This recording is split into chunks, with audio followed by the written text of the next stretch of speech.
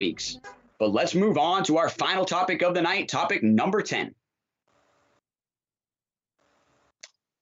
Topic number 10, and we are marathoning again. And no, we're not talking about our show.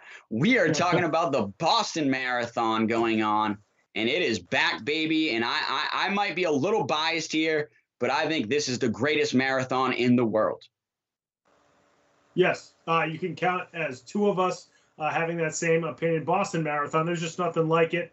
If folks have never been, it's better in person. I mean, it's great to watch live here in Boston. The Channel 4, the channel that takes care of it, does a phenomenal job. They've been doing it forever. And it is just a blast to watch.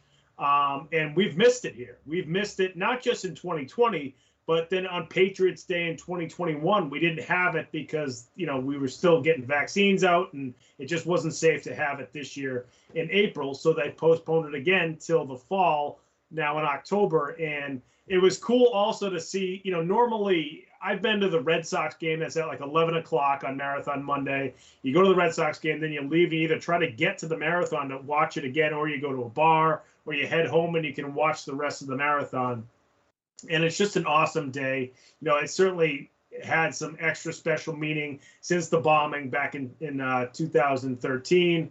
But it's just great to see it back. It's been just weird not having it on Patriots Day, and then just not having it at all. And then on top of that, I believe the Baltimore Marathon was over the weekend as well. I know some marathoners were trying to do both, which is just, I can't even imagine that. But just to have these back, these large gatherings, we just mentioned it with F1 coming back to Austin, but, you know, a return to normalcy, to return to our schedule that we're normally used to here in sports in America is just an awesome thing. And just to see all these runners that ran in the race. James Devlin, former fullback of the New England Patriots, there he is right there, running in the marathon, which was awesome. Jakob Johnson, who's the Patriots' current fullback, actually took a picture with him on the course at one point, which was cool to see as well. But, yeah, just having this back is huge. It's just, you know, with everything everybody's dealt with, to have this kind of feel-good day of the marathon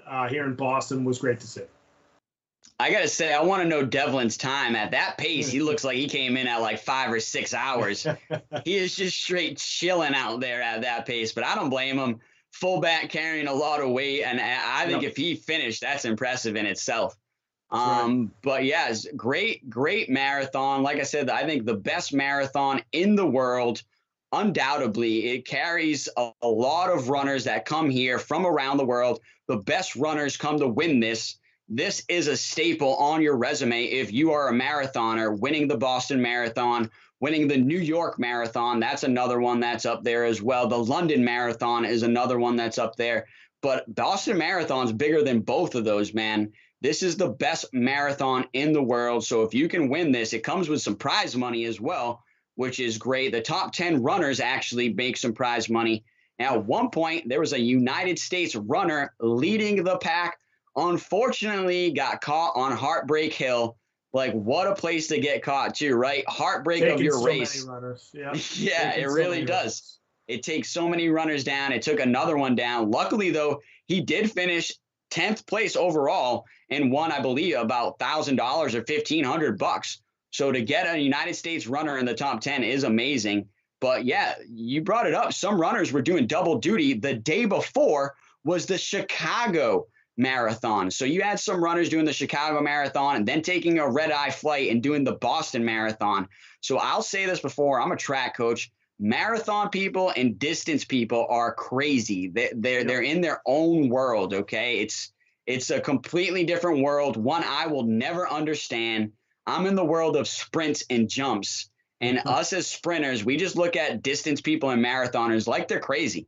And I think that proves it when you do the Chicago Marathon one day and then the Boston the next. But it's also an impressive feat. I've definitely got to say that. And finishing any marathon is impressive. But winning the Boston Marathon carries so much weight. And like I said, the greatest marathon in the world, in my opinion.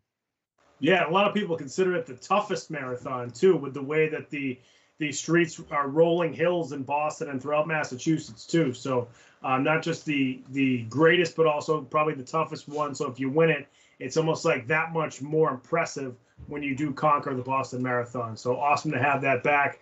And again, brought some normalcy to the Boston area after being, irregular for so long. Folks, that's going to do it for our show.